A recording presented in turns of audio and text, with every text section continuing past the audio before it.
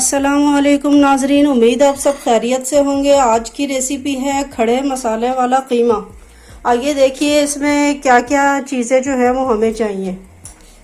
1 चम्मच जो है ये कुटा हुआ धनिया, 2 चम्मच जो है ये कुटी हुई मिर्चें, 2 चम्मच नमक, आधा चम्मच अदरक पाउडर, आधा चम्मच लहसुन पाउडर। ये अगर ना हो तो इनकी पेस्ट भी जो है वो भी डाल सकते हैं। 2 चम्मच जो है वो साबुत गरम मसाला।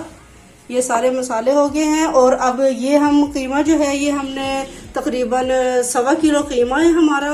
और ये साथ ही जो प्याज हैं, इसमें प्याज थोड़े ज़्यादा डलते हैं। ये तकरीबन 1 किलो से थोड़े से कम प्याज हैं।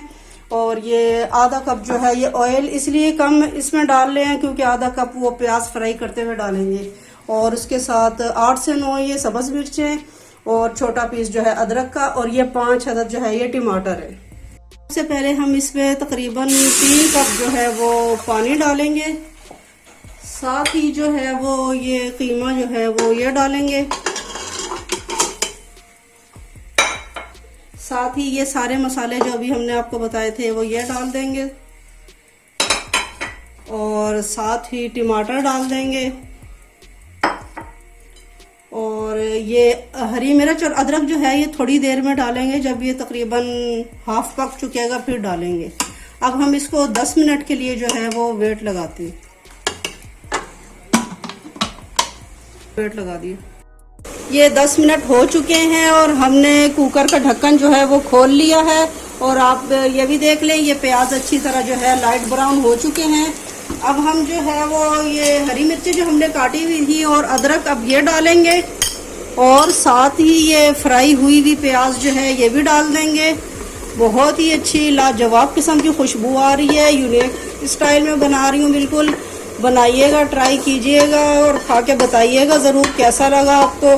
अब इसको हमने मिक्स कर दिया है और इसको अब भूनना है जब तक कि इसका ये जो पानी जो है ये खुश्क ना हो जाए और साथ ही ये प्याज जो है ये अच्छी तरह मिक्स ना हो जाए।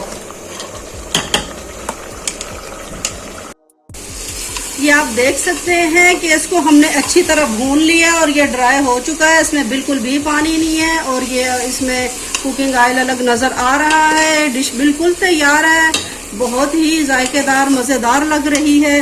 अब हम इसको डिश आउट करते हैं। ये आप देख सकते हैं हमने इसको डिश आउट कर दिया है। और साथ ही हमने ये धनिया और हरी मिर्च और अदरक जो है वो काट के रखा था इसको डेकोरेट करने के लिए। और साथ ही हम ये इसको डेकोरेट भी कर देते हैं। इसको खमीरी रोटी से खाएं या चपाती से खाएं, बहुत ही मज़ेदार जायकेदार लगेगा। वीडियो पसंद आने पर लाइक और सब्सक्राइब करना ना भूलिएगा। Thank you. अल्लाह हाफिज़।